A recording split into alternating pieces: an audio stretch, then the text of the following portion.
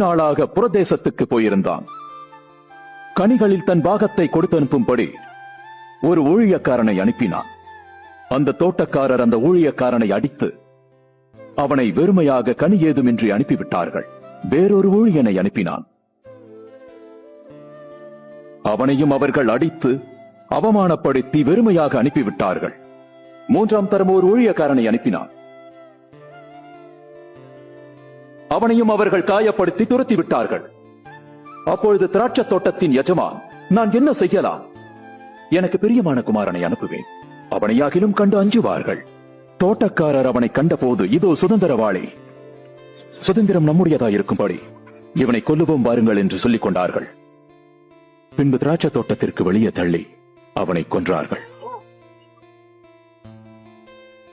இப்படி இருக்க அந்த திராட்சை தோட்டத்தின் எஜமான் அவர்களை என்ன செய்வான்?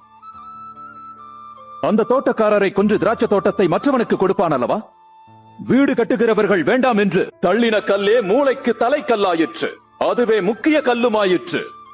அந்த கல்லின் மேல் விழுகிறவன் எவனோ அவன் நொறுங்கி போவான். அந்த கல் எவன் மேல் விழுகின்றதோ அது அவனை நசுக்கி போடும்.